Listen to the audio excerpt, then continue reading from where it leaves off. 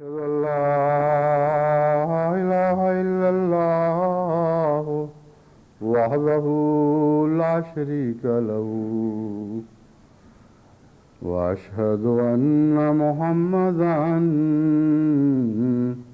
عبده ورسوله أما بعد فأعوذ بالله من الشيطان الرجيم بسم الله الرحمن الرحيم الحمد لله رب العالمين الرحمن الرحيم مالك يوم الدين إياك نعبد وإياك نستعين اهدنا الصراط المستقيم صراط الذين أنعمت عليهم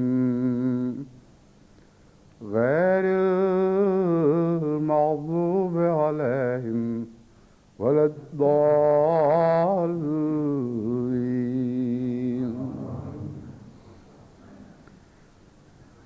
وما كان المؤمنون لينفروا كافة فلولا نفر من كل فرقة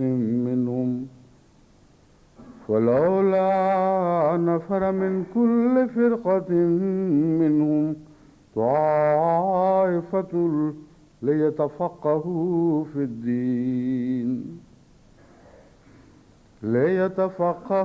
في الدين ولينذروا قومهم إذا رجعوا إليهم لعلهم يحذرون. سورہ بقرہ آیت 122.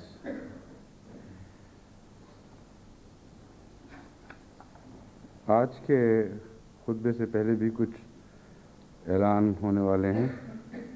ایک مجلس خدام الاحمدیہ واطاول الاحمدیہ کینیڈا کا 7واں سالانہ اجتماع آج 19 اگست سے شروع ہو رہا ہے. 3 دن جاری رہے گا اور 21 اگست کو ختم ہوگا. مجلس خدام الاحمدیہ اطفال الاحمدیہ ضلع کوٹلی آزاد کشمیر کا 15واں ضلعی سالانہ اجتماع کل 18 اگست بروز جمعرات سے شروع ہو چکا ہے اور آج اس خطبے کے ساتھ اس کا اختتامی اجلاس ہو رہا ہوگا. اس کے علاوہ 2 اعلانات پہلے ہونے سے رہ گئے تھے کیونکہ ہمیں بعد میں اطلاع ملی تھی، کیونکہ سب کی خواہش ہوتی ہے کہ ان کے اجتماعات کا ذکر آئے. جب تک یہ توفیق ہے یہ سلسلہ جاری ہے، یہ نام لیے جاتے رہیں گے. لجنہ اماء اللہ USA کا سالانہ اجتماع 12 تا 14 اگست منعقد ہوا تھا اور مجلس خدام الاحمدیہ ضلع کوئٹہ کا سالانہ اجتماع 13 اور 14 اگست کو منعقد ہوا. یہ آیت کریمہ جس کی میں نے آپ کے سامنے تلاوت کی ہے، اس کا ترجمہ یہ ہے کہ مومنوں کے لیے یہ تو ممکن نہیں کہ سب کے سب تبلیغ اور تربیت کے لیے نکل کھڑے ہوں. یعنی تمام مومن اپنے سارے دوسرے کام چھوڑ دیں اور کلیتاً اس روحانی جہاد پر کے لیے نکل کھڑے ہوں اور ہر طرف دعوت اللہ کا کام اس طرح کریں کہ گویا سب دوسرا کام چھوڑ دیا گیا ہے. فرمایا یہ ممکن نہیں ہے. لیکن یہ ممکن نہیں تو کچھ تو ممکن ہے. وہ کیا ہے؟ فرمایا فلولا نفرا من کل فرقۃ منہم طائفۃ. ایسا کیوں نہیں ہوتا کہ ان میں سے ہر گروہ میں سے کوئی نہ کوئی طائفہ یعنی ایک جماعت چھوٹی سی وہ مدینے یعنی مرکز میں پہنچتی لیتفقہوا فی الدین تاکہ دین سیکھیں، وَلِيُنذِرُوا قَوْمَهُمْ اِذَا رَجَعُوا یہاں اگرچہ مدینے پہنچنے کا ذکر نہیں ہے مگر یہ مفہوم میں داخل ہے، چنانچہ اس آیت کا آخری حصہ اس کی وضاحت فرما رہا ہے، پھر وہ واپس لوٹیں۔ تو دین سیکھنے کا مرکز تو وہی تھا جہاں حضرت اقدس محمد مصطفیٰ صلی اللہ علیہ وآلہ وسلم تھے، اس لیے چونکہ یہ بات مفہوم میں داخل ہے اسے واضح کرنے کی ضرورت نہیں سمجھی گئی۔ تو لفظاً یوں بنے گا کہ کیوں ایسا نہ ہوا کہ مومن تمام کے تمام نکل کھڑے ہوتے، فلولا نفر من کل فرقۃ منہم، بس ایسا کیوں نہ ہوا یا ایسا کیوں نہ ہو کہ ان میں سے ہر ایک جماعت میں سے، یہ فرقہ سے مراد یہاں مذہبی فرقہ نہیں ہے بلکہ قومی فرقہ یا مختلف علاقوں کے رہنے والوں کو جو فرقہ فرقہ بٹے ہوئے ایک جگہ رہتے ہیں، یعنی آپس میں تو اکٹھے رہتے ہیں مگر ساری امت مسلمہ یکجا نہیں ہوتی بلکہ مختلف حصوں میں بٹ کر رہتی ہے، تو یہاں فرقے سے یہ مراد ہے۔ تو مختلف علاقوں کے رہنے والے، مختلف قوموں کے رہنے والے، وہ قوموں سے تعلق رکھنے والے، کیوں نہ وہ نکلے کہ وہ دین کا علم حاصل کریں۔ تفقہ میں صرف علم نہیں بلکہ اس کا فہم، اس کا ادراک جس حد تک ممکن ہو، اور اس کے ساتھ ساتھ تفقہ میں اس کی حکمتیں پانا بھی شامل ہے۔ تو اس طرح علم سیکھیں کہ اس کی حکمتوں سے بھی واقف ہوں، اس کے فلسفہ سے آگاہ ہو جائیں۔ جب اس طرح تیار ہو جائیں تو پھر وہ واپس لوٹیں، وَلِيُنذِرُوا قَوْمَهُمْ، تاکہ وہ اپنی اپنی قوموں کو ڈرائیں، اذا رجعوا، جب وہ واپس جائیں۔ تو واپس کہاں سے جائیں؟ کہیں آئے تھے تو واپس جائیں گے، تو مراد یہ ہے کہ سب علاقوں سے ایسے دینی مراکز میں لوگوں کا اکٹھے ہونا ضروری ہے جہاں دین کی تعلیم دی جاتی ہے، دین کی حکمتیں سکھائی جاتی ہیں، مسائل سے تفصیل کے ساتھ آگاہ کیا جاتا ہے، یہاں تک کہ آنے والا استاد بننے کا اہل ہو جاتا ہے۔ یہ استاد کا مفہوم اس میں داخل ہے کیونکہ مقصد ہی استاد تیار کرنا بیان فرمایا گیا ہے۔ یہ نہیں فرمایا کہ طالب علم لائیں اور سیکھ کے چلے جائیں اپنے ذاتی فائدے کے لیے مختلف علمی مراکز میں پہنچیں۔ فرمایا کہ اس لیے آئیں کہ واپس جائیں تو اپنی قوم کے معلم بن جائیں اور ان کو دین سکھائیں اور اس ہلاکت سے ڈرائیں جس میں وہ مبتلا ہیں لیکن انہیں ابھی علم نہیں کہ وہ ہلاکت میں مبتلا ہو چکے ہیں۔ لعلہم یحذرون، شاید کہ وہ بچ جائیں۔ اگر ان کو اچھی طرح سمجھایا جائے کہ بات کیا ہے تو ان کے لیے امکان پیدا ہوگا کہ وہ بچ جائیں۔ یہ وہ دور ہے جب کہ کثرت کے ساتھ لوگ اسلام میں داخل ہونا شروع ہوئے، اور یہ ممکن نہیں تھا کہ مرکزی معلمین ہر جگہ پہنچ کر ان کی تربیت کر سکتے، ان کو دین سکھا سکتے اور مسائل سمجھا سکتے۔ ایسی صورتحال کا حل یہ پیش فرمایا گیا ہے، اور آج جماعت احمدیہ بین ہی اس دور میں سے گزر رہی ہے۔ اس کثرت کے ساتھ اللہ تعالیٰ کے فضل سے انعامات کے پھلوں کی بارش ہو رہی ہے کہ انہیں سنبھالنا ایک بہت بڑا کام ہے، اور وہ پھل جو سنبھالا نہ جائے وہ ضائع ہو جایا کرتا ہے۔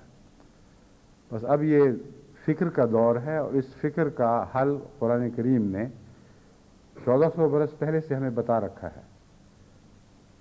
تمام دنیا میں جہاں جہاں کثرت سے لوگ احمدیت میں داخل ہوئے ہیں، وہاں ان ملکوں میں مرکزی دینی تربیت گاہیں قائم کرنا ضروری ہے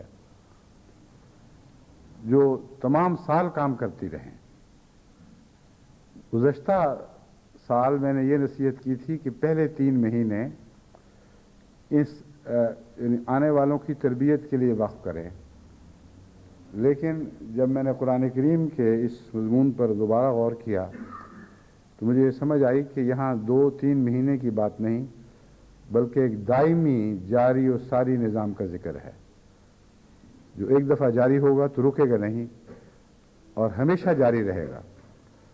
بس تربیتی کلاسز جن کا انعقاد ہوتا ہے اور جو لوگ چاہتے ہیں کہ ان کا ذکر بھی چلے، ان کو میں سمجھا رہا ہوں کہ ہر ملک میں ایک دائمی جاری رہنے والی تربیتی کلاس کا انتظام کرنے کی قرآن نے ضرورت بیان فرمائی ہے، اور قرآن جب ضرورت بیان فرماتا ہے تو وہ لازماً ضرورت حقہ ہوتی ہے، وہ ایسی ضرورت ہوتی ہے کہ اسے نظر انداز کیا جائے تو یقیناً شدید نقصان پہنچتا ہے۔ بس اب تربیت اور تبلیغ کے کام الگ الگ نہیں رہے، بلکہ ایک دوسرے کے ساتھ مدغم ہو چکے ہیں، اور قرآن کریم کی اسی آیت کریمہ نے اس مضمون کو بھی کھول کر بیان فرما دیا۔ وہ تربیت حاصل کریں گے، دین کو اچھی طرح سمجھیں گے، دین میں ان کو استحکام نصیب ہوگا، اور پھر بہترین داعی اللہ بننے کے لیے واپس لوٹیں گے، کہ داعی اللہ بن کر واپس لوٹیں گے۔ تو تربیت اور تبلیغ کو الگ الگ دو ایک دوسرے سے جدا مضامین کے طور پر پیش نہیں فرمایا، بلکہ دونوں کو ایک دوسرے میں مدغم کر دیا ہے۔ تربیت کرنے والوں کو سمجھایا کہ انہوں نے قبول تو کر لیا، مگر ہو سکتا ہے دین ان میں پوری طرح جذب نہ ہوا ہو، یا وہ دین میں پوری طرح ڈوبے نہ ہوں۔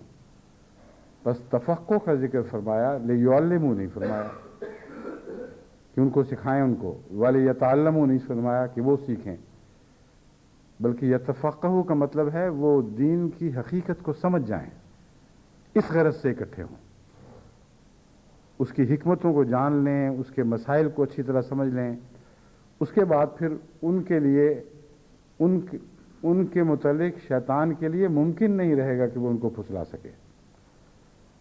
بس حقیقت میں جو فہم اور ادراک کا استحکام ہے، اس سے بڑا کوئی استحکام نہیں۔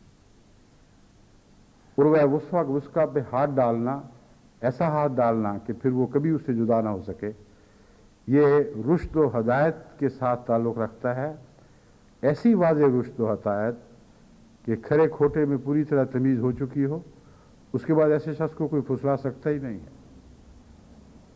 زیادہ سے زیادہ کوششیں ہوں گی، جیسا کہ ہو رہی ہیں، کہ بے حد روپیہ دے کر، لالچیں دے کر ان لوگوں کو اپنی طرف کھینچا جائے۔ کوششیں ہوں گی اور ہو رہی ہیں کہ جماعت احمدیہ کے متعلق یک طرفہ غلط فہمیاں پھیلائی جائیں، مگر وہ لوگ جو دینی مراکز میں جا کر تفقہ حاصل کر چکے ہوں،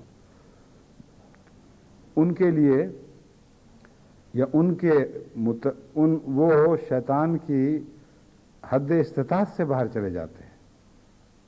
شیطان کے لیے ممکن نہیں ہوتا کہ انہیں پھسلا سکے، کیونکہ وہ اس حد تک سیکھ چکے ہیں کہ جب واپس جاتے ہیں لِيُنذِرُوا قَوْمَهُمْ، الفاظ ہیں لِيُنذِرُوا قَوْمَهُمْ، وہ تو اب منذر بن کے اور نذیر بن کے واپس جا رہے ہیں، وہ تو لوگوں کو ڈرانے کی صلاحیت حاصل کر کے واپس جا رہے ہیں۔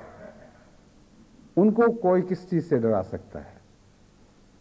بس تفقہ سے مراد ایسا تفقہ ہے کہ دین میں اتنا گہرا استحکام ہو جائے اور مسائل اس طرح دلوں میں اتر چکے ہوں کہ اس کے بعد ان کے دلوں میں ولولہ پیدا ہو کہ کاش ہم واپس جائیں اور اپنی قوم کو بتائیں کہ ہم کیا دیکھ رہے ہیں اور تم کن باتوں سے محروم ہو، اور اگر اسی طرح تم اسی حالت میں زندگی بسر کرتے رہے تو تمہارے لیے ہلاکت یقینی ہے۔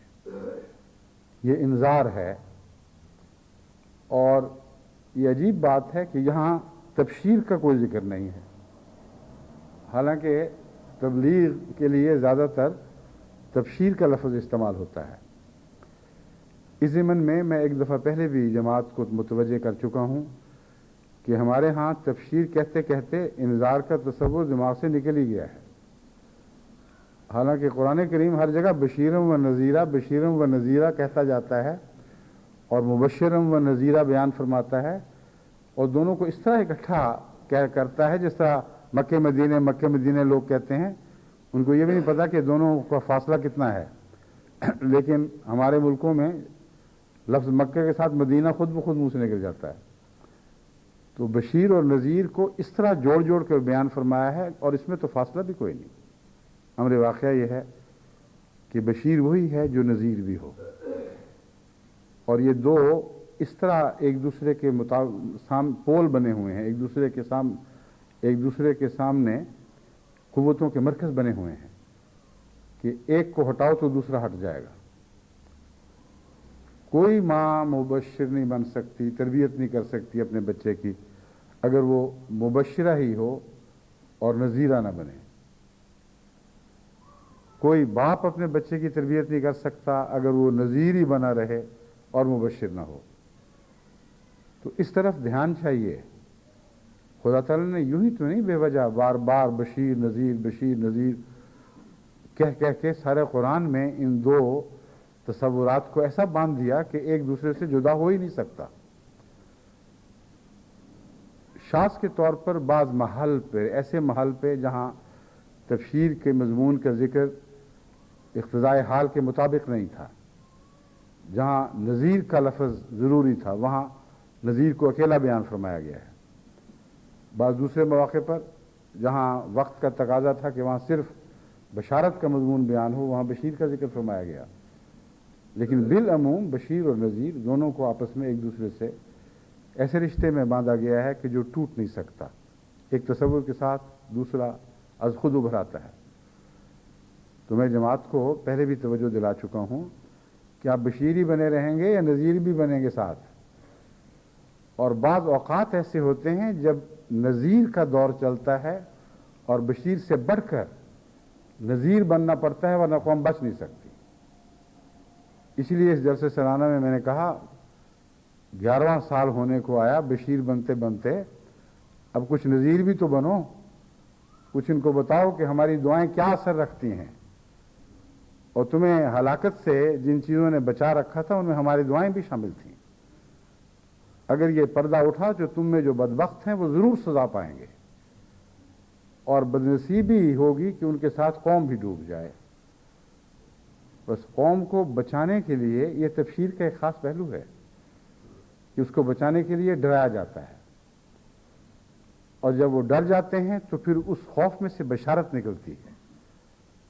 آپ کسی کو بتائیں کہ اس رستے پر ڈاکو پڑتے ہیں، یہاں سانپ بچھو ہیں یا مہلک جانور ہیں، تو بظاہر تو یہ ڈرانا ہے، لیکن ایسا ڈرانا کہ اگر اس سے فائدہ اٹھائیں تو اس کے بعد اس میں بشارت مضمر ہے، خود بخود اس کی کوک سے خوشی نکلتی ہے، اور اسی کا نام بشارت ہے۔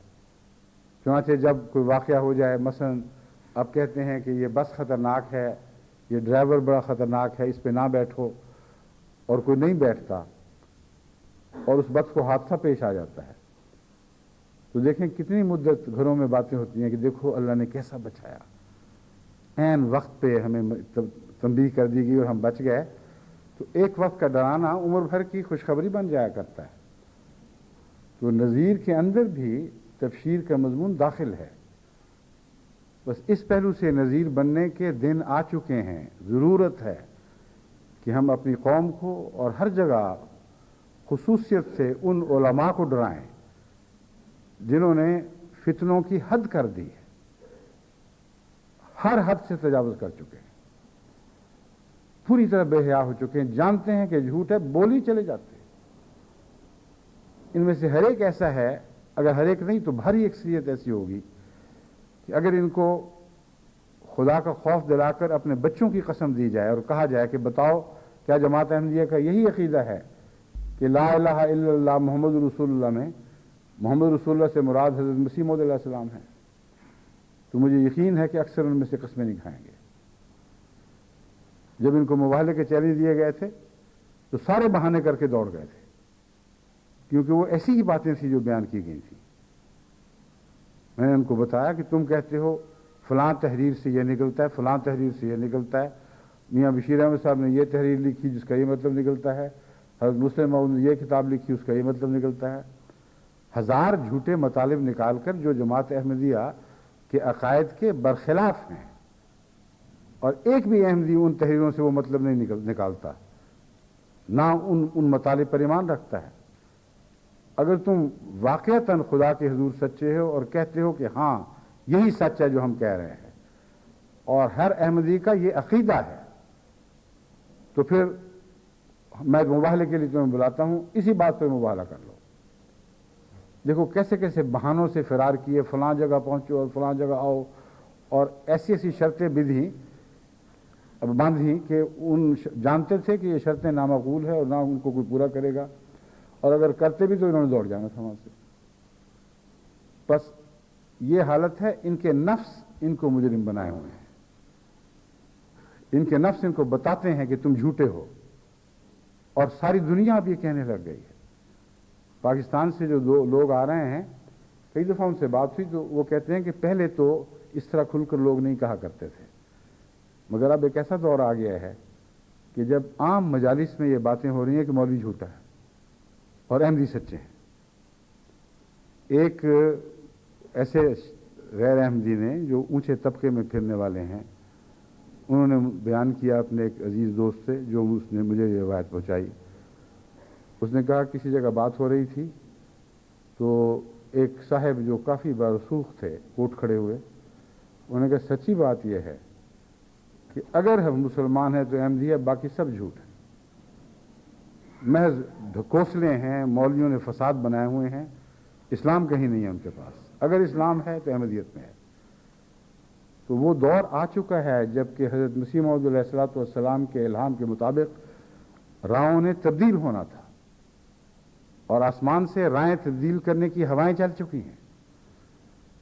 بس یہ وہ دور ہے کہ ان شریروں کو جو باز نہیں آ رہے ہیں، آج بھی ہواؤں کے رخ بدلنے کی کوشش کر رہے ہیں، ان کو ڈرایا جائے اور ان کا انذار سے کام لیا جائے، ان کو بتایا جائے کہ اب اگر تم اس حرکت سے باز نہیں آؤ گے تو تمہارے لیے ہلاکت ہے۔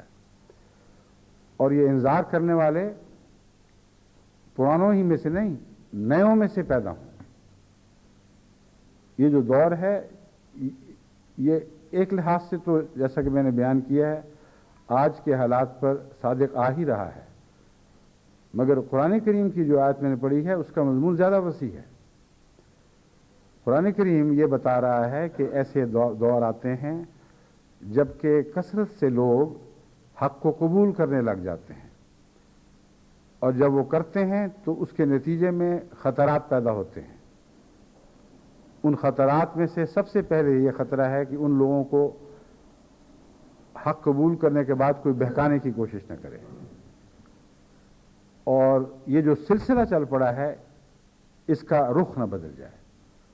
بس اگر تم چاہتے ہو کہ اس عظیم دور کا رخ ہمیشہ ترقیات کی سمت جاری رہے، تو قرآن کریم فرما رہا ہے کہ ضروری ہے کہ ان سب نئے آنے والوں کو ایسے مراکز میں بلاؤ جہاں دین کی تربیت دی جا رہی ہو، تفقہ فی الدین ہو، اور اس حد تک ان کو دین کے مسائل سے آگاہ کرو، اس کی حکمتوں سے آگاہ کر دو کہ ان کے دل میں ایک ولولہ پیدا ہو جائے۔ وہ محض مصنوعی طور پر ایک طالب علم کے طور پر نہ بیٹھے رہیں، ان کے دل میں یہ جوش اٹھے کہ اب تو ہمیں استاد بننا چاہیے۔ وہ جلدی واپس جائیں اور اپنی قوم کو ڈرائیں کہ وقت آ گیا ہے جب قبولیت کی ہوا چلتی ہے تو انکار کرنے والوں کی پکڑ کے دن بھی آیا کرتے ہیں۔ یہ بھی بشیر و نذیرہ کا ایک مضمون ہے جس کو تاریخ ثابت کرتی ہے۔ بس یہ دور ہے جس میں ہم داخل ہوئے ہیں۔ بشارت کے نتیجے میں جو چلے آئیں گے وہ بچائے جائیں گے، جو بشارت کے دور میں بھی ہوائیں چلنے کے باوجود رکیں گے ان کی سزا کا وقت آ گیا ہے۔ بس یہی لوگ جنہوں نے بشارت کے نتیجے میں حق کو قبول کیا، ان کی ایسی تربیت کرو، ان کے دلوں میں ایسے ولولے بھر دو کہ یہ بے چین ہو کر واپس لوٹیں کہ ہم جا کر اپنی قوم کو بھی یہ خبر دیں۔ اور یہ بات ایسی سچی ہے کہ بارہا میں نے اس کو اپنی آنکھوں کے سامنے پورا ہوتے دیکھا ہے، ربوع کے جلسوں کے دوران بھی اور اب بھی بسا اوقات ایسے آدمی جو بہت دور سے سفر کر کے پہلی دفعہ جلسوں میں شرکت کے لیے آئے، جب ان سے میں نے تاثر پوچھا تو بالکل اس آیت کے مصداق تاثر تھا۔ ایک نے کہا کہ اب تو میرا دل چاہتا ہے کہ جلدی واپس جاؤں۔ میں نے کہا کیوں اتنی جلدی کیا ہے؟ انہوں نے کہا ہماری قوم جو محروم بیٹھی ہے، میں جا کے بتاؤں تو صحیح کہ کیا دیکھ کے آیا ہوں اور کن چیزوں سے وہ محروم ہے۔ بس لِيُنذِرُوا قَوْمَهُم میں یہ مفہوم ہے جو بار بار ہم اپنی آنکھوں کے سامنے حقیقتاً پورا ہوتے بھی دیکھتے ہیں. بس تمام دنیا میں تمام جماعتیں ایسے مستقل مراکز قائم کر دیں جہاں نئے آنے والوں کے کچھ نمائندہ سارا سال تربیت پاتے رہیں. لمبے تربیتی پروگرام نہیں بنانے، سرے دست چھوٹے چھوٹے بنانے ہیں، مگر ایسے بنانے ہیں کہ تفقع کا حق ادا ہو جائے. مثلا موٹے مسائل میں سے ایک وفات مسیح کا مسئلہ ہے. اس مسئلے کو اگر سمجھا دیا جائے تو اس کی اہمیت بھی آنکھوں کے سامنے خوب ابھر کر روشن ہو کر سامنے آتی ہے. لوگ کہتے ہیں وفات مسیح سے کیا فرق پڑتا ہے، مرے عیسیٰ زندہ رہے. اب تو یہ کہنے لگ گئے ہیں، کہتے ہیں ٹھیک ہے مر گیا تو مر گیا، زندہ تو زندہ، ہمیں کیا.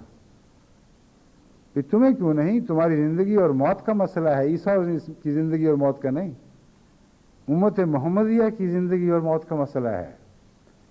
کیونکہ آن حضرت صلی اللہ علیہ وآلہ وسلم نے بارہا کھول کھول کر یہ بات واضح فرمائی کہ وہ امت ہلاک نہیں ہو سکتی جس کے آخر پر مسیح ابن مریم ہوگا.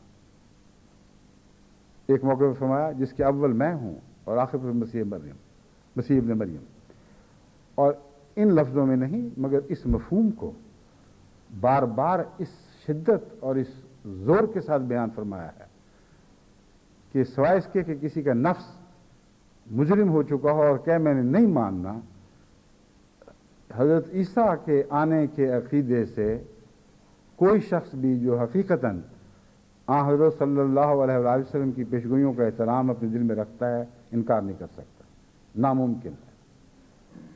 جو بھاگتے ہیں وہ رسول اللہ صلی اللہ علیہ وسلم بظاہر رسول اللہ صلی اللہ علیہ وسلم سے نہیں بھاگ رہے ہیں، نہ بظاہر رسول اللہ صلی اللہ علیہ وسلم کی پیشگوئی ماننے سے انکار کر رہے ہیں، اصل میں جماعت احمدیہ سے بھاگ رہے ہوتے ہیں. ان کے لیے چارہ ہی کوئی نہیں بیچاروں کے لیے. اتنا خوف ہے کہ یہ اگر مان لی رسول اللہ صلی اللہ علیہ وسلم کی بات تو جماعت کو ماننا پڑے گا، مسیح موعود کی صداقت ماننی پڑے گی، اس لیے رسول اللہ صلی اللہ علیہ وسلم کو بھی چھوڑ جاتے ہیں. اس حد تک ان کے دلوں میں بغض بڑھ چکے ہیں. اور اصل خوف کی وجہ یہی ہے، ورنہ وفات مسیح کے عقیدہ سے بذات خود نفرت نہیں رکھتے تھے یہ لوگ. اب صورتحال یہ ہے کہ جوں وقت گزر رہا ہے اس عقیدے کو دوبارہ کھول کر پیش کر کے اس کی حکمتیں بیان کرنا ضروری ہے. اور تفقع اس سلسلے میں یہ ہوگا کہ ہر آنے والے کو سمجھایا جائے کہ تم نے کیا عقیدہ چھوڑا ہے، کیا قبول کیا ہے. باقی مسلمان یہ مانتے ہیں اور تم یہ ماننے لگے ہو. ان کے وہ ماننے کے بد نتائج کیا ہیں اور تمہارے یہ ماننے کے اچھے نتائج کیا ہیں. اور اگر اس بات کو قوم نہیں سمجھے گی تو ہلاک ہو جائے گی، کیونکہ جو بچانے والا تھا وہ تو آ بھی چکا. اور اگر اس حال میں گزر گیا کہ تمہاری زندگیاں ختم ہوئیں اور تم نے اس کو نہ پہچانا تو تمہاری ہلاکت یقینی ہے. اور لفظ ہلاکت خواہ کیسا ہی تکلیف دے دکھائی دے، مگر آن حضرت صلی اللہ علیہ وآلہ وسلم نے یہی لفظ استعمال فرمایا ہے. کیف یہلک ہذہ الامۃ، یا اس سے ملتے جلتے الفاظ کیف تہلک ہذہ الامۃ، کس طرح ہلاک ہوگی یہ امت. انا اولھا والمسیح ابن مریم آخرھا، اول پہ میں کھڑا ہوں، آخر پہ مسیح آنے والا ہے. یہ کیسے ہلاک ہو سکتی ہے؟ اور اگر نہ آیا آخر پر تو ہلاک ہو جائے گی، اور آیا اور نہ پہچانا گیا تب بھی ہلاک ہو جائے گی. تو زندگی اور موت تو بظاہر عیسیٰ کی ہے، مگر حقیقت میں امت مسلمہ کے آخری دور کی زندگی اور موت کی بحث چل رہی ہے. انہیں یہ سمجھانے کی ضرورت ہے کہ عقل ہوش کے ناخن لو، عقل سے کام لو، مسیح کی اہمیت کو پہلے سمجھو. اگر تم اس عقیدے پر قائم رہے کہ کہ مسیح وفات نہیں پا چکے، زندہ آسمان پر بیٹھے ہوئے ہیں، تو پھر تمہارے لیے لازم ہے کہ دعائیں کرو کہ جلد خدا ان کو آسمان سے اتارے، اور اس کی اہمیت لوگوں کے سامنے بیان کرو. علماء کو جب میں نے چند سال پہلے یہ کہا تو ایک مولوی نے بھی یہ اعلان نہیں کیا. اس طرح یہ بھاگتے ہیں، موبائلوں سے بھی بھاگتے ہیں، حقیقی سچے استدلال سے بھی بھاگتے ہیں. میں نے کھلے عام مولویوں کو جلسے پر یہ دعوت دی تھی کہ دیکھو تم سارے اصرار کر رہے ہو اور کتابیں لکھ رہے ہو کہ مسیح فوت نہیں ہوا بلکہ زندہ جسم سمیت آسمان پر چڑھایا گیا، وہاں اپنے دوبارہ اترنے کا انتظار کر رہا ہے، اور امت محمدیہ کو یہ خوشخبری دے رہے ہو اپنی طرف سے کہ وہ ضرور آئے گا، اور جب وہ آئے گا تو یہ سارے جھوٹے ادیان جو دعوے دار بنے پھرتے ہیں یہ سب باطل ہو جائیں گے اور صفحہ ہستی سے مٹا دیے جائیں گے، اور مسلمانوں کے سارے دردر دور ہو جائیں گے، ساری مصیبتیں حل ہو جائیں گی، ساری مصیبتیں دور ہو جائیں گی اور سارے مسائل حل ہو جائیں گے، کیونکہ مسیحی سے ہماری آخری زمانے کی زندگی کی بقا ہے، اور اسی کے نتیجے میں، اس کے آنے کے نتیجے میں ہم دوبارہ زندگی کی سانس لینے لگیں گے۔ یہ ہے کھلی کھلی تعلیم۔ تو میں نے ان کو سمجھایا، میں نے کہا یہ بات سچی ہے نا، تم جانتے ہو، یہ تو میں تمہاری طرف کوئی جھوٹ منسوب نہیں کر رہا، اور اگر سچی ہے تو اتنی اہم ہے، یہ ضرورت ہے کہ سب دنیا کو بتاؤ۔ یہ نئی تحریکات کیا چلا رہے ہو؟ اس بگڑے ہوئے دور میں اگر وہ تریاق نہ آیا جس سے بیمار نے بچنا ہے تو تمہاری ساری کوششیں بیکار جائیں گی، اور ایڑیاں رگڑ رگڑ کر یہ بیمار مر جائیں گے۔ یہ حضرت محمد رسول اللہ کا پیغام ہے تمہارے نام، میری بات نہیں مانتے، اس پیغام کو تو عزت کی نگاہ سے دیکھو۔ حضور فرما رہے ہیں کہ اس زمانے کا، آخری زمانے کا مسلمانوں کی بیماریوں کا تریاق مسیح ہے، وہ نازل ہوگا تو یہ بیماریاں دور ہوں گی، ورنہ نہیں ہوں گی۔ تو کیوں نہیں بتاتے کہ مودودی جھوٹے ہیں؟ کیوں نہیں بتاتے کہ منہاج القرآن کی تحریکات اور ایک نام اور دوسرے نام کی تحریکات یہ ساری لغو باتیں ہیں، بے معنی ہیں، رابطہ عالم اسلامی کی کوششیں محض ڈالروں کو آگ لگانے والی بات ہے، کچھ نہیں بنے گا ان سے جب تک مسیح نہیں اترے گا۔ اگر یہ جھوٹ ہے نعوذ باللہ من ذالک، اور تم یہ جھوٹ سمجھتے ہو، تو محمد رسول اللہ سے اپنا رشتہ توڑ لو، کیونکہ آپ نے فرمایا ہے، نہ مسیح موعود نے نہ میں نے، یہ محمد رسول اللہ نے فرمایا ہے کہ آخری زمانے میں تمہارے بچنے کا دارو مسیح کے ہاتھ میں ہے، اس کے سوا کہیں نہیں ہے۔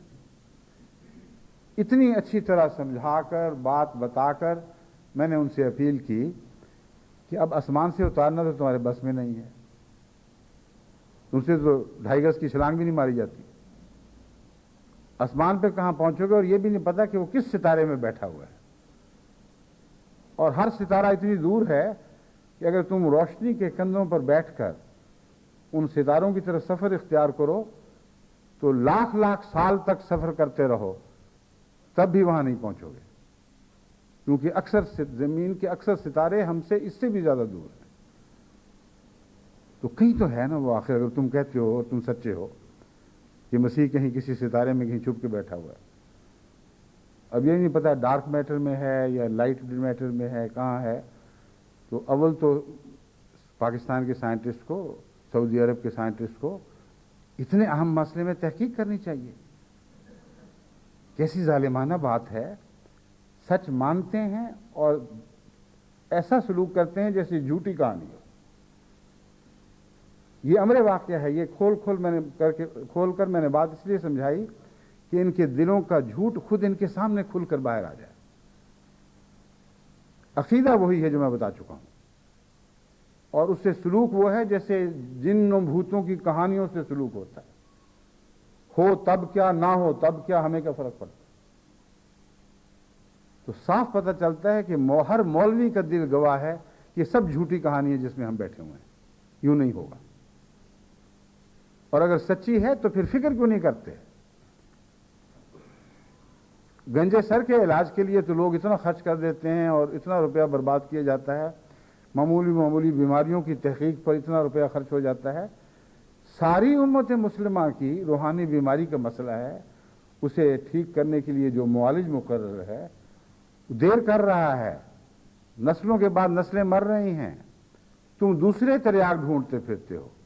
جانتے ہو کہ اصدق الصادقین نے فرمایا ہے کہ کوئی انسانی تریاق کام نہیں دے گا جب تک آسمان سے یہ اترنے والا نہیں اترے گا، اس وقت تک یہ امت بچائی نہیں جا سکتی۔ اور پھر فکر نہیں کرتے.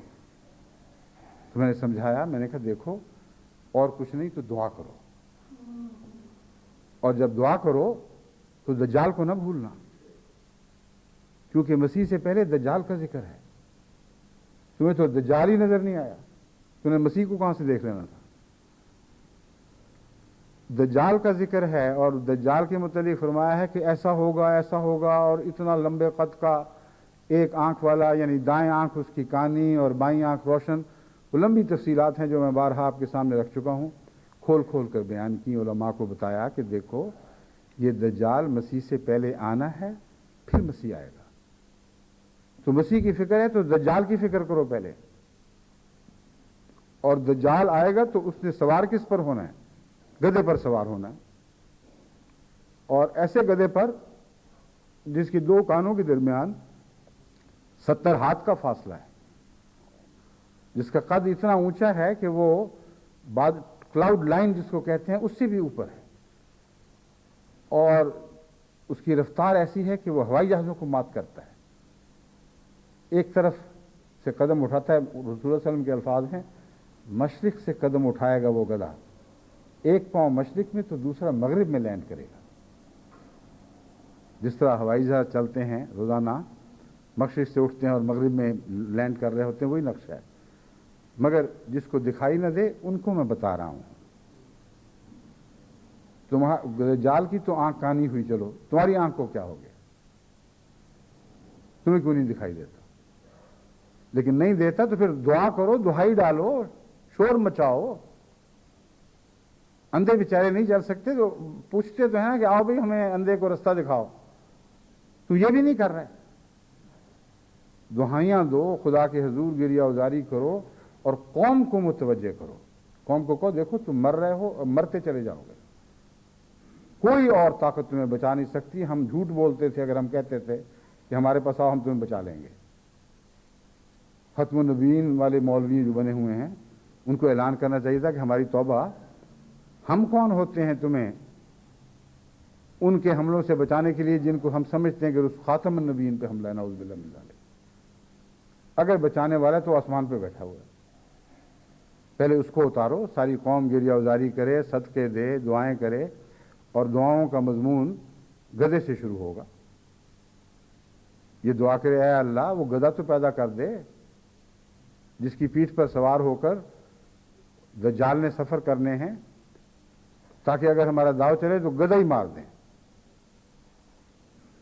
نہ رہے بانس نہ بجے بانسری, وہ دجال سے دنیا کے پیچھا چھڑائیں.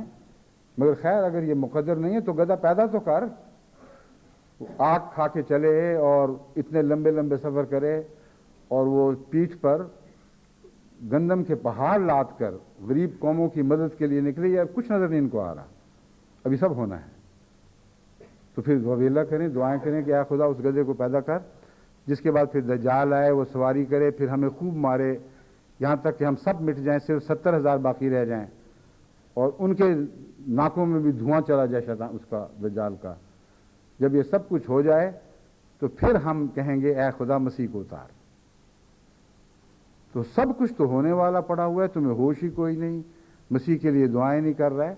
اس لیے سارے جھگڑے ایک طرف چھوڑ دو اور مسیح کو پکارو آسمان سے, اور مسیح کے آنے کی تیاری کرو. یعنی گدھا مانگو, دجال مانگو, اور پھر ان کی ہلاکت کی دعائیں کرو گے تو وہ مریں گے. جو پیدا ہی نہیں ہوئے انہوں نے مر کہاں سے جانا بیچاروں نے. یہ مضمون سمجھایا تھا. اور جب غیر احمدی مجالس میں آیا کرتے تھے میرے اور مجھ سے باتیں سنتے تھے تو ہنس پڑتے تھے. میں حیران ہو کے ان کو دیکھتا تھا کہ اتنا سنجیدہ عقیدہ میں بیان کر رہا ہوں, ہنس رہے ہیں. بعض لوگ کیا مارنے لگ جاتے تھے. جاتے اسی مولوی کے پاس ہیں جو خدا تعالیٰ کی بیان کردہ حکمتوں کا یہ حلیہ بگاڑ کے رکھ دیتے ہیں, اور جب ان کو سمجھایا جاتا ہے تو کہہ کے مارتے ہیں, ہنستے ہیں, مذاق اڑاتے ہیں. لیکن ان مولویوں کا اپنا یہ حال ہے, یہ ان عقیدوں کو دل سے تسلیم نہیں کرتے.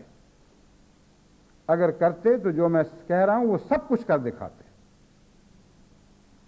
ایک عظیم قوم کی زندگی اور موت کا مسئلہ ہو اور اس کو اس طرح انسان ہلکے پھلکے انداز سے اس سے سلوک کرے کہ ٹھیک ہے جی مر گیا تو مر گیا, زندہ تو زندہ, ہمیں کیا. تمہیں کیا، تم نے مر جانا ہے، اگر وہ مر گیا تو، وہ نیچے آئے بغیر مر گیا تو تم سارے زمین پر پڑے پڑے مر جاؤ گے، کیونکہ تمہاری زندگیاں اس کی ذات کے ساتھ وابستہ ہیں۔ تو اس طرح اس کو کہتے ہیں تفقہ فی الدین۔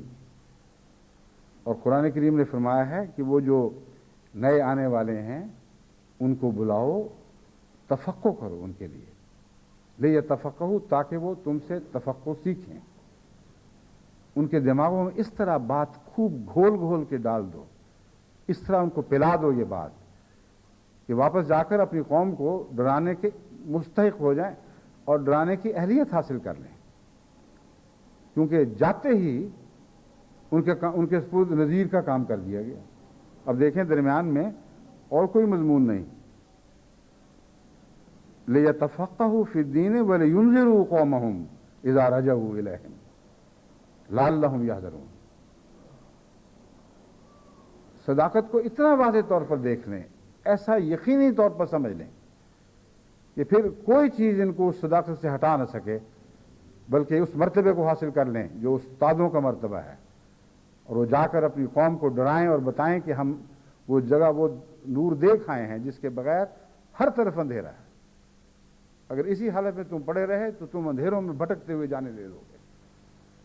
لِيَحْذَرُوا، لَعَلَّهُمْ يَحْذَرُونَ، تاکہ ان کی قوم خوف کرے، کچھ خدا خوفی سے کام لے، کچھ اپنے حال پر ڈرے اور اس طرح وہ ہدایت پا جائے۔ تو دیکھیں تبلیغ اور تربیت کو خدا تعالیٰ نے کس طرح حکمت کے ساتھ ایسے رشتوں میں باندھ دیا ہے جو ٹوٹ نہیں سکتے۔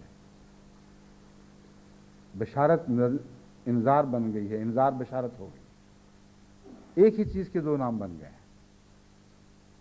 بس آپ جن کے ذریعے سے اللہ تعالیٰ نے لاکھوں کو احمدیت میں داخل ہونے کی توفیق بخشی ہے، اب مزید انتظار کیے بغیر ان کی تربیت کا ایسا انتظام کریں کہ صرف ان کو نماز پڑھنا نہیں سکھانا، روزمرہ کے مسائل نہیں بتانے، بلکہ تفقہ فی الدین یہاں بیان فرمایا گیا ہے، جس کا مطلب یہ ہے کہ تفقہ کے ساتھ پھر باقی چیزیں از خود پیدا ہو جاتی ہیں۔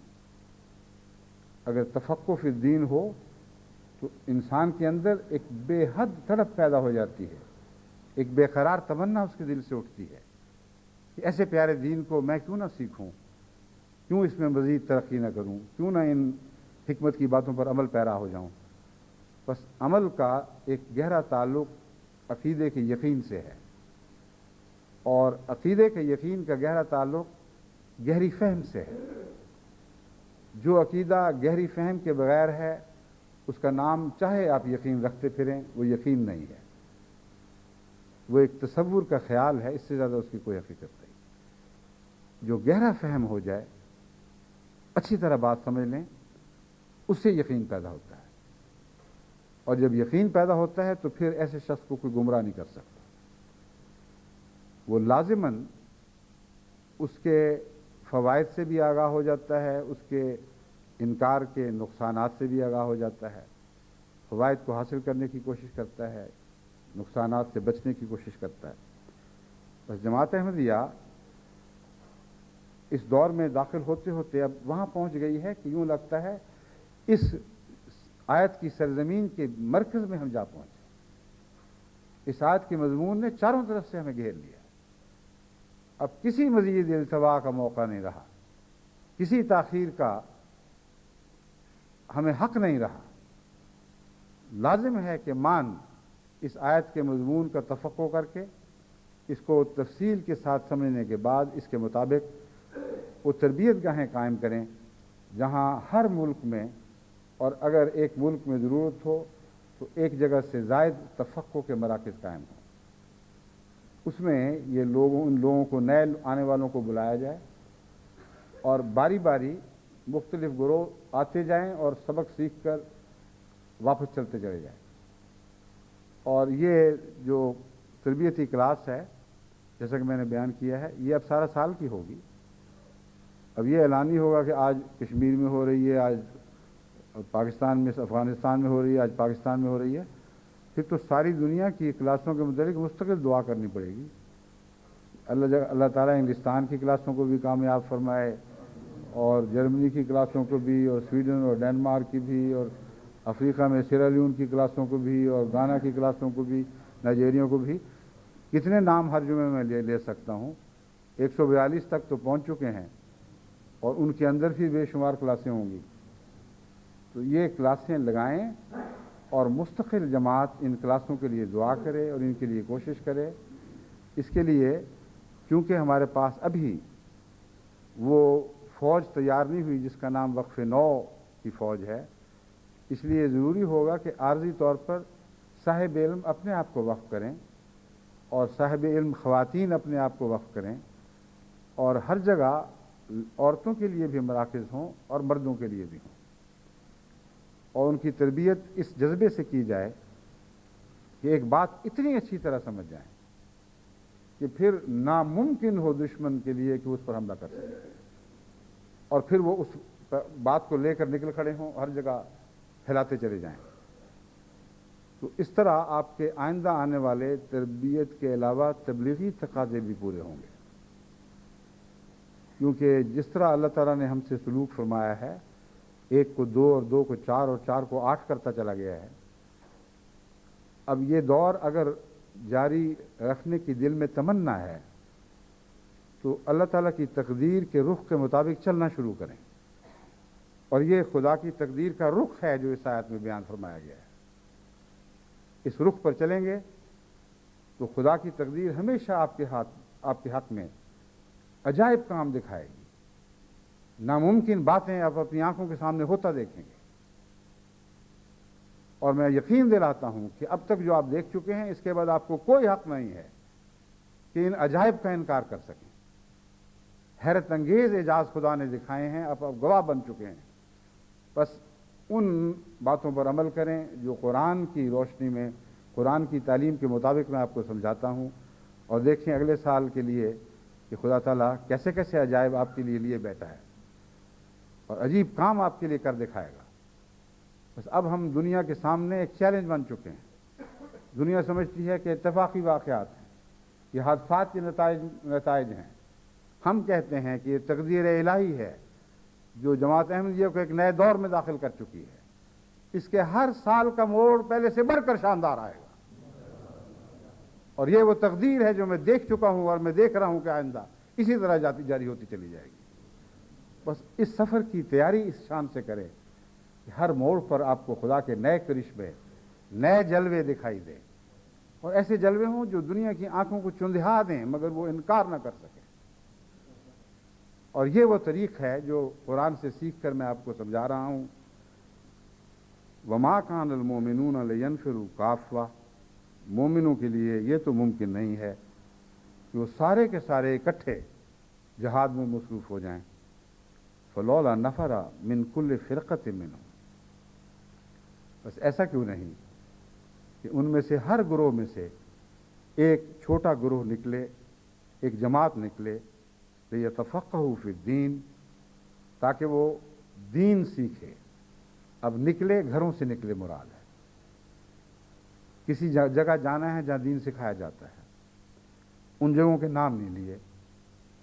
مدینہ نہ کہنے کی ایک یہ بھی حکمت ہے کہ اسلام نے تو پھیلنا تھا، ہر شخص کے لیے ممکن ہی نہ رہتا کہ وہ مدینے پہنچ سکے، اور اگر آن حضرت صلی اللہ علیہ وآلہ وسلم کا وصال ہو جانا تھا جیسا کہ ہونا تھا تو یہ بھی ممکن تھا کہ مدینہ میں وہ ایسے پاک باز مسلح دین سکھانے والے باقی نہ رہیں اور قوم کی حالت بگڑ چکی ہو.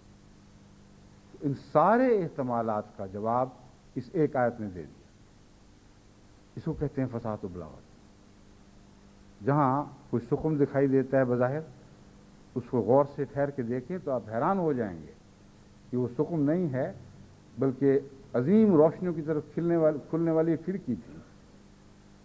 بس اس آیت کو اس زمانے پر چسپاں کر کے دیکھیں تو آپ کو سمجھ آ جائے گی کہ کیوں کسی مدینے کا ذکر نہیں کیا گیا، کیوں حضرت اقدس محمد رسول اللہ صلی اللہ علیہ وآلہ وسلم کی طرف آپ کی جسمانی طور پر آپ کی طرف آنے کا ذکر نہیں فرمایا.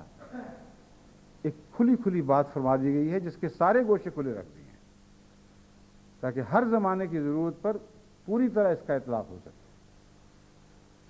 نکلیں، کدھر کو نکلیں، کہاں جائیں، कुछ बयान नहीं फरमाया। कोई जगह ऐसी ज़रूर होनी चाहिए जहाँ उनकी तरबियत का इंतज़ाम, और ये मोमिनों की जमात का इज्तिमाई फ़र्ज़ बयान फरमा दिया गया। जहाँ जहाँ तौफीक है, जहाँ जहाँ मुमकिन है, उनके मराकज़ कायम कर दो। लेकिन ये तुम्हारे लिए मुमकिन नहीं रहेगा, ये भी एक अजीम पेशगोई है कि जहाँ जहाँ बैतें हो रही हैं वहाँ वहाँ पहुँच कर उनकी तरबियत कर सको, उन पर जिम्मेदारी डालो, उनके नुमाइंदे आएँ, वो सीखें, वापस जाकर अपनों को भी सिखाएं और खुसूसियत से गैरों को इंतज़ार के साथ इस हदायत और पनाहगाह की तरफ बुलाएं। ये मजमून है जो जितना आप गौर करते हैं और खुल कर निथर कर जैसे फूल खिलता है, उस तरह ये खिल कर हमारे सामने बहुत खूबसूरती के साथ ज़ाहिर हो रहा है। बस तमाम दुनिया की जमातें इस मजमून की रोशनी में ऐसी जगहों पर मराकज़ कायम करें जहाँ इर्द गिर्द के इलाके के लोगों के लिए आना मुमकिन हो, और ऐसा निज़ाम जारी करें कि सारा साल ये सिलसिला जारी रहे, चलता रहे। उनके लिए वहाँ रहाइश के इंतज़ाम भी देखना होगा और अदलने बदलने का निज़ाम जारी करना पड़ेगा। ये भी देखना होगा कि जब तक कोई समझ ना जाए उस वक्त तो उसको ठहराए रखना है, और बहुत ज़्यादा मैकेनिकल ना बनाएं क्लासेस को, क्योंकि यहाँ मुद्दत भी बयान नहीं फरमाएगी, ले या तफक्कुह हो, ये शर्त रख दी है। बाद लोग ज़रा ठहर के समझते हैं, बाद जल्दी समझ जाते हैं। जो ज़रा ठहर के समझते हैं उनको रोकना चाहिए कि अभी तुम इस लायक नहीं हुए। जैसे पहले साल को फेल हो जाए तो उसे एक साल और उसका एक साल और बढ़ा दिया जाता है। तो इस किस्म का सालों का मामला तो नहीं, मगर नज़र रखने वाले मौजूद रहने चाहिए। जब एक शख्स के मुताबिक जानते हैं कि इसमें बशाशत पैदा हो गई है, इसके अंदर वलवला पैदा हो गया है, बात को समझ चुका है, तो कहें अच्छा भी अस्सलाम वालेकुम, रुखसत हो तुम, अब उस काम में मसरूफ़ हो जाओ जिसके लिए खुदा के इरशाद के ताबे हमने तुम्हें तैयार किया था। अपनी कौम में लौटो और इंतज़ार आम करना शुरू कर दो।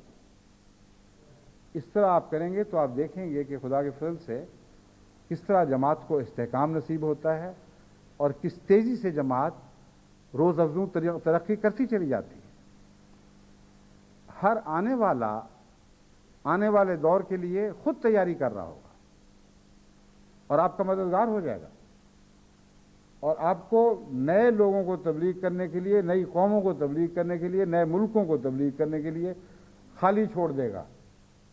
अपनी कौमों को तो हम अब संभालते हैं, हमारी फिक्र आपने जो करनी थी कर ली, अब हम पर छोड़ें। खुदा ने जब हम पर एतमाद फरमाया है, हमें इस बात का अहल करार दिया है कि कुछ समझने के बाद अपनी कौम का इंतजार करेंगे, तो फिर हमें करने दें, हमारी फिक्र न करें। आप जाएं दूसरे मुल्कों को तलाश करें, 142 इनके पास छोड़ दें, नए 142 ढूंढें, नई कौमों की तरफ निकलें, नए शहरों की तरफ रुजू करें। इस तरह अल्लाह ताला के फजल के साथ अब ये सिलसिले, ये फैलने वाले सिलसिले वो सिलसिले हैं और बनकर उभरने वाले हैं कि तमाम दुनिया की मौलवी की ताकत भी इस्लाम में हायल नहीं हो सकती। मैं खुदा वाहिद व यगाना की कसम खाकर आपको बताता हूं, जब ऐसे दौर आने वाले हैं कि मौलवी थर थर कांपेंगे और नामुराद होकर देखते रहेंगे और कुछ नहीं कर सकेंगे। आपने आगे बढ़ना है और बढ़ते चले जाना है, यहां तक कि आपके कदमों की धमक अगली सदी में सुनाई दी जाएगी। अल्लाह आपके साथ हो, अल्लाह हामी व नासिर हो। हौसले और यकीन के साथ इस सफर को जारी रखें। कुरान की बताई हुई हिदायतों के मुताबिक आप चलेंगे तो ये नुस्खे ऐसे हैं जो कभी नाकाम नहीं हो सकते। अल्लाह आपका हामी व नासिर हो। अस्सलाम वालेकुम।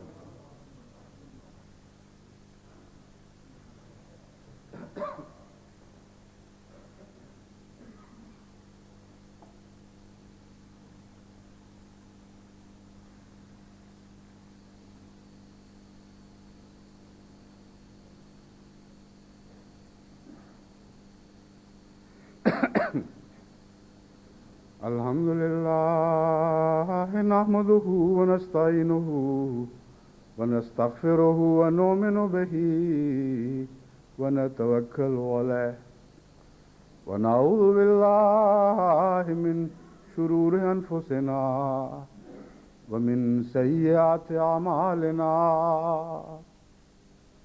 من يهده الله فلا مضل له من يهده الله فلا مضل له ومن يضلله فلا هادي له ونشهد أن لا إله إلا الله وحده لا شريك له ونشهد أن محمدا عبده ورسوله عباد الله رحمكم الله إن الله يأمر بالعدل والإحسان وإيتاء ذي القربى وينهى عن الفحشاء والمنكر والبغي يعظكم لعلكم تذكرون اذكروا الله يذكركم وادعوه يستجب لكم ولذكر الله أكبر